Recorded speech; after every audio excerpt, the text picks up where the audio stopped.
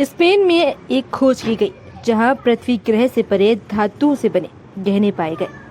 बताया जा रहा है कि धातु पृथ्वी पर मौजूद किसी भी धातु से मेल नहीं खाती। जानकारों का मानना है कि धातु पृथ्वी ग्रह पर है ही नहीं।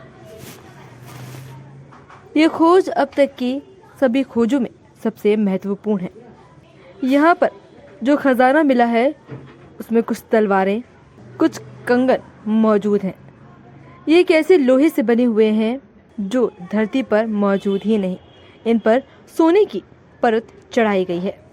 National archaeologist museum Spanish national research council के शोधकर्ताओं की एक टीम द्वारा हाल ही में किए गए एक अध्ययन से पता चला है कि यह लोहे की वस्तुएं स्थलीय लोहे से नहीं बनी है, बल्कि उस लोहे से बनी थी जो हजारों वर्ष पहले एक उल्कापिंड से आया था।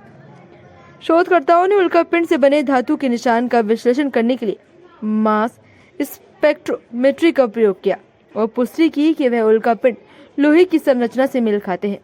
एक अध्ययन से पता चला कि यह बिन पेनिसुला में पाए जाने वाले पहले और सबसे पुराने उल्कापिंड है और ये ताम्र युग से 1200 वर्ष पूर्व के हैं।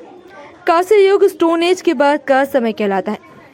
तब कुछ धातु जैसे तांबा धातु का उपयोग इस युग में किया जाने लगा था। इस युग में कुछ औजार तांबे से बनने लगे और ये युग मनुष्य के मानसिक विकास के लिए सबसे महत्वपूर्ण माना जाता है। इस युग में चित्रात्मक लिपियों का भी विकास हुआ, जहां चित्रों से भी अपनी बातों को समझाया जाता था।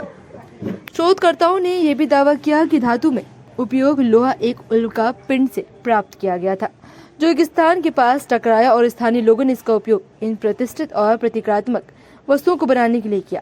उन वस्तुओं को गोल्ड और आयरन को मिलाकर बनाया गया है। ये धातु बहुत महत्वपूर्ण कल्चरल और सामाजिक मूल्य रखता है, क्योंकि यह दो दुर्लभ और कीमती सामग्रियों को मिलाकर बनाया गया है, एक पृथ्वी से और एक आकाश से। शोधकर्ताओं का मानना है कि ये वस्तुएं किसी व्यक्ति के बजाय किसी समुदाय की हो सकती हैं और इन्हें सुरक्षा या अनुष्ठान उद्देश्यों के लिए खजाने के रूप में छिपाया गया था।